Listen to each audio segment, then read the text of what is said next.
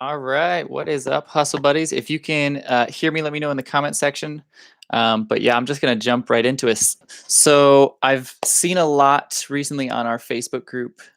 People are talking about items that they were allowed to sell maybe a day ago or a week ago, and then all of a sudden it seems like Amazon changed the rules on them, and they're not allowed to sell their stuff anymore. We've seen this a lot. This isn't uncommon. It doesn't happen all the time, but it's not like something strange that is only happening to you. So we're going to kind of go through a little bit of why that happens, um, just the different factors that affect it, and then some strategies for fixing it going into the future. All right. So first off, it's the big question people ask a lot is like, why are some brands restricted even at all? For the most part, on Amazon, what brands will do is once a brand is registered on Amazon, oftentimes they'll try and restrict their products just to cut back on the number of counterfeiters that can jump on it. Because if you can imagine, like let's say I own Nike, that would be sweet. I don't, unfortunately, but let's just pretend that I own Nike. I don't want some factory in China printing a bunch of Nike shoes, sending them into Amazon, putting them on my listings, and selling these counterfeit products. That it's going to ruin my brand. All right, so that's the main big reason, and then the secondary one is brands want to keep their reputation. Let's say, what are those Funko Pops? Those little like action figure looking things that people collect. They put them on their walls. Um, that's something where if someone receives Funko Pops and they're not in like great condition, it's gonna kind of ruin that brand's reputation. It's known for having these high quality, collectible grade toys, and if people are receiving items that don't keep with that reputation, then people are going to start getting a bad taste in their mouth about what that Funko brand is. All right. So that's sort of why things get restricted. Now, the biggest reason why you might see like an item be unrestricted on one day and then re-restricted on the next day. Well, there's three reasons. So the first is your seller metrics may have changed. So how it works sort of on like the Amazon's back end side of things is brands can set criteria as far as what they want someone's metrics to look like in order to sell their stuff. So that could mean like a brand can say, I only want sellers who have been selling for more than 6 months, for example. That's like a common, if someone's been on Amazon for more than 6 months, then they've proven themselves. They're not just some random like hacker or some random like China counterfeiter. They're obviously an established seller. They're good to go. So selling for 6 months, things like that. But those metrics can change. Like it doesn't have to be 6 months. The brands can set that up. Amazon can set that up. There's a lot of factors involved in that. But if your seller metrics fall, that can change. Now, obviously, you can't be selling for less time today than you were yesterday. So that isn't what triggered it for you. But there's other factors like your return rate might have changed. Maybe you got a bunch of returns, and Amazon keeps track of the number of items you sell versus the number of items that are returned to you. So maybe you got a bunch of returns or something and you fell below that brand's criteria. Or maybe your reviews changed. Maybe people started sending you some bad reviews and maybe you don't have that 5.0 anymore. Maybe you have like a 4.0 or a 4.5 or something like that. And it doesn't quite reach what that brand's criteria are.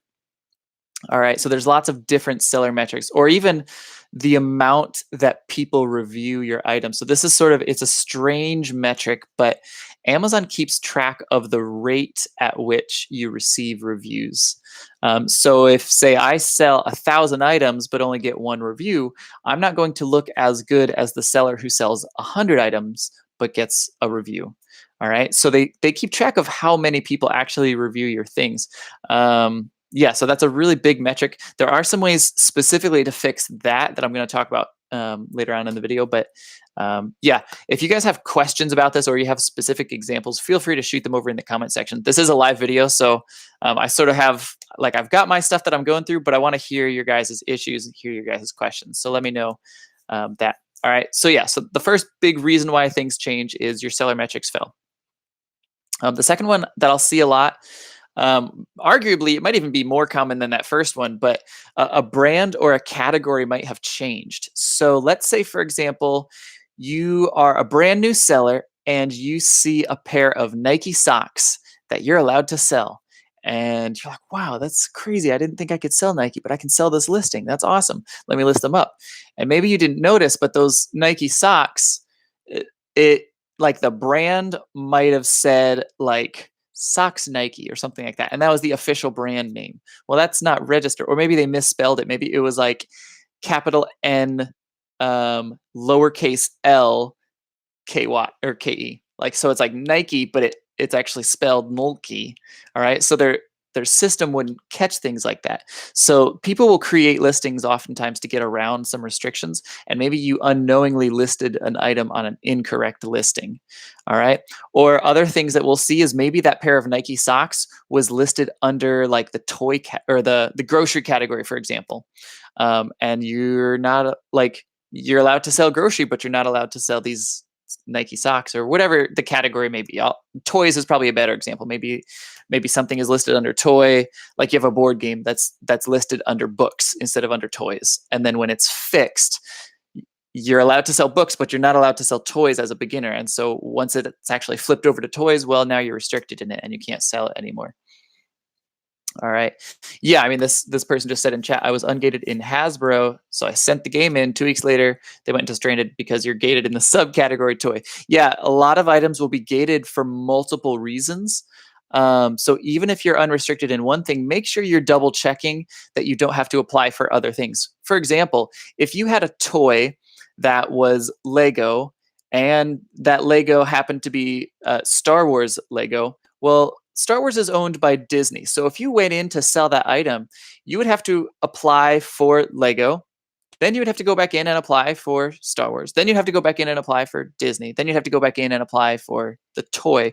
And you probably would have to go back in and do the subcategory of toy building blocks, because that's actually a subcategory of the toy. So you'd need to be unrestricted in all of those things before you can sell. And oftentimes I'll see people get auto approved in like part of it, and then they don't actually look back to see if they're actually allowed to sell it. They'll just see, congratulations, you've been automatically approved, blah, blah, blah, blah, blah.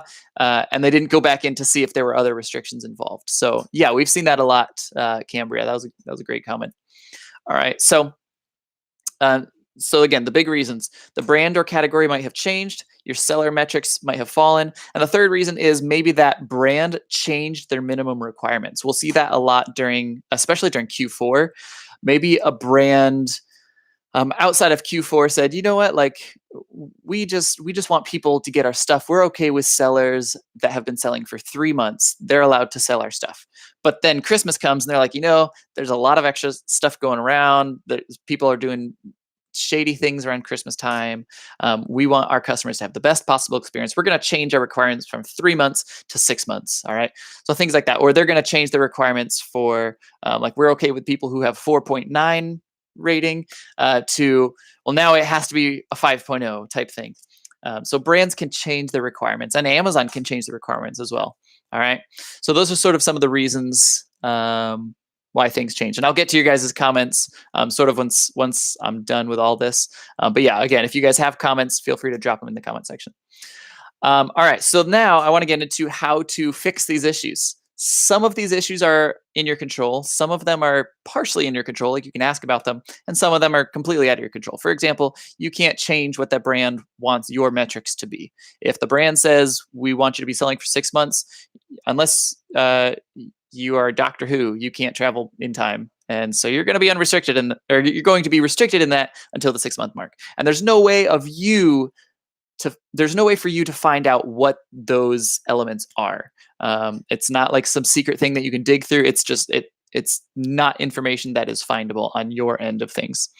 So you just kind of have to keep selling. All right. So the first big one that I personally do is I double check that the item is in the correct category and it's listed under the correct brand. Occasionally, some more nefarious sellers, especially some nefarious merchant-fulfilled sellers where they don't have all the FBA restrictions, they will intentionally change things incorrectly. We've seen this happen with like the size and weights of items, but I've also seen it happen with categories and brands. They'll change something, so it's not actually representative of what it is. Like, I mean, we've seen books get changed from a book into a toy so that a bunch of people all of a sudden they're not allowed to list it anymore and it goes into stranded. So we've seen that type of thing happen. So go in, double check your item's category, that it's listed under the correct category, and that it's listed under the correct brand. Oftentimes we'll see people sort of change the brand slightly. So maybe instead of Nike, it's like Nikes, like they add an S on the end. All right. It's Nike is the brand. If there's an S on the end, that's the incorrect brand. Okay. Similar things with just about anything. All right. So double check that. Secondly, improve your metrics. Okay. I'm going to cover a couple things here. So improve your feedback score. That's like the rate at which you're getting feedback and the number of feedback you get. All right. Now here's the tool that we personally use for this. It is called, it's under Seller Genius, but it's Feedback Genius. Okay. So with Feedback Genius, and we left a link to that down in the comment section below in the description of this video. Feedback Genius will automatically send an email to all of our customers based on some rules that we set up. So we have it set up where just before a customer receives something, they'll get an email that'll say, your item, blah, blah, blah, blah, blah, is on its way. If there are any issues, please let us know. We want to take care of you. We're a small family-owned business, and we take customer service very seriously. If there are no issues, then we would appreciate you leaving an honest review. Here's the link for how to leave a review about your experience with us. All of that is within the terms of service by Amazon. We're not telling them to leave us a 5-star review. We're not telling them we'll incentivize it in any way. That's where you start breaking the rules. But just telling people that they can leave a review and here is where to go and do it. That's fully within the terms of service. And we currently have this program, Feedback Genius, that does it for us. Super powerful, super easy. It gives me one less thing to think about. It's like, I think $20 a month or so. And we noticed our feedback went from about 1 in every like 200-ish orders to about, we'll get a review about 1 out of every 40 or 50 orders, which is monstrous. Okay. So improve your feedback score, improve your feedback rate, the number of times that people are actually reviewing your stuff. So like what I just said, how we went from 200 to 50, when that increased, not only did some brands open up, but we got the buy box more frequently. That really, really affects how much you get the buy box. That's one of the larger factors is your feedback rate. So yeah, it helps a lot of things. So improve all that stuff. Reduce your return rate, okay? If you are sourcing things and they're a little bit dinged up, like if I'm sourcing, I've got board games under me. If I send in a board game and like the corner is a little bit bent or something, and I think to myself, nobody cares if the corner is bent. I'm just going to list it as new. It's whatever. And someone gets it who's a collector and they get it. It's like, what the heck? The corner's all bent up. I wouldn't be happy and I would be returning that. Okay. So make sure that you are sending stuff in the correct manner. Make sure you're giving the customer the best possible experience. Sometimes that means adding a poly bag even if it's not needed. Sometimes that means folding clothes nicely instead of just crumpling them up into a ball and shoving them into a poly bag. Make sure the customer is getting the best possible experience so that you don't have to deal with as many returns. Not only will that help you fix this issue, but I mean, returns cost you money, so you get less returns that way. All right, so that's really important. Big thing is spend more time on Amazon. That's another way to fix this. Like, for example, if they change their criteria from like 3 months to 6 months, well, just continue selling on Amazon. More stuff will open up.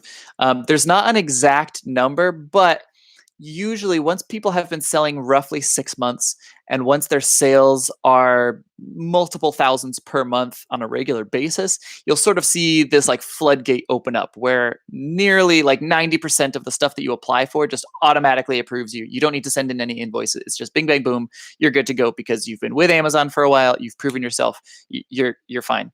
All right. So that's a big thing. Just spend more time. It will come. Lastly, this is super important. Reapply to everything every month. Okay. So if you are restricted in something, even if it's up front, like Nike, for example, let's say you apply today and it's like, I'm gated in Nike. Okay. Well, put like a reminder or something, or have 1 day per month where you say, okay, I'm going to spend an hour today and I'm going to reapply to all these brands I was restricted in. If you go to Seller Central and you do a search for selling applications, that will bring up a list of every brand you have ever tried to apply for. Now, you will see in that list, it'll say one of two things. Either it will say approved for all the brands you were approved for, or it will say draft. Draft is when it asks you to send an invoice and you just exited that screen. It doesn't delete that. It saves where you were as a draft. So what you can do is click go to draft or open draft. I forget the terminology. When you click that, oftentimes it won't actually take you back to the draft. It will just automatically approve you. Now, if it does take you back to the draft, that's fine. Close back out of it, get out of it, try again next month, and just keep doing that over and over and over. There's still brands. I'm looking back, just this morning I was on there looking at old stuff back like 2 years ago that I was applying for that I didn't get approved for. It's like, oh, I should just click apply on that, go back to that draft. Approved, approved, approved, approved. I mean, I was automatically approved for 99% of all the things that I clicked on. So go back through and reapply. That's a huge, huge way to just open up more brands. Just because they say no once doesn't mean they'll say no next month. All right. Okay. I'm going to go through some of these questions. If you have more questions, feel free to drop them in the comment section. Also, if you haven't yet, make sure to subscribe to our channel. We're getting really, really close to 4,000 watch hours, which is like a huge milestone on YouTube. So yeah, let us know that you are appreciating all this free content. Give this video a like, subscribe to the channel, all that stuff. All right, Adolfo. Hey, how's it going, man?